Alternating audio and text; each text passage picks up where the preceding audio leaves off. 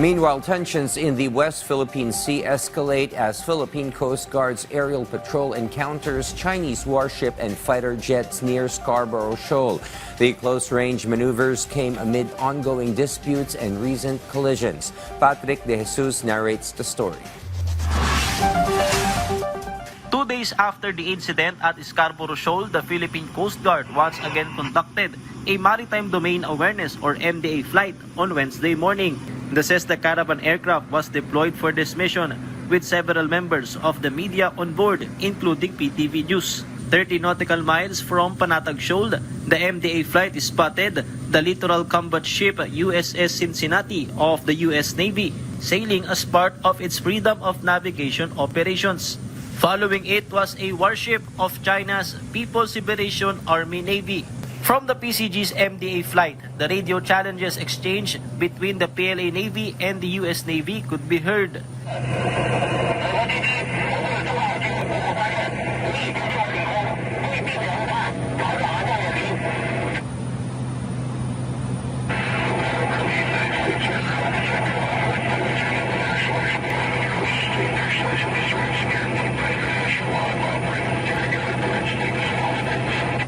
Also in the vicinity was the USS Higgins, contradicting the Chinese Navy's claim that it had driven away the U.S. Navy destroyer.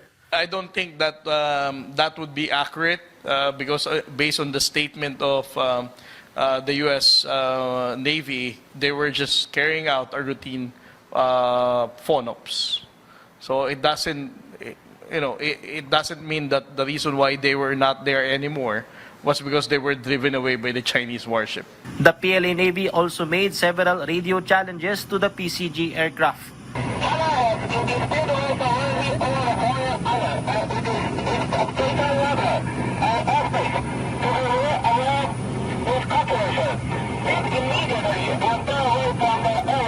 As the aerial patrol reached about 1 nautical mile from Scarborough Shoal, a fighter jet from the PLA Naval Air Force appeared, possibly taking off from an aircraft carrier. It made several dangerous maneuvers at distances of 200 to 500 feet beside and even above the PCG aircraft.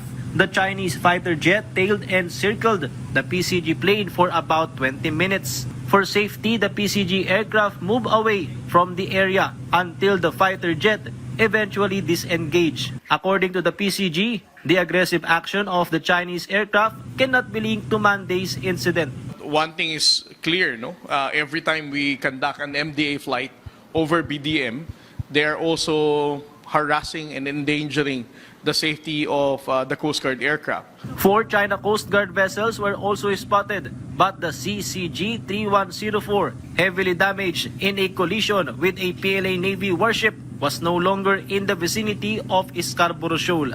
After the collision between the Chinese vessels on Monday, the PCG said there will be no changes in its approach to asserting the Philippines' rights and sovereignty in the West Philippine Sea, as they adhere to international law and ensure safety both at sea and in the air.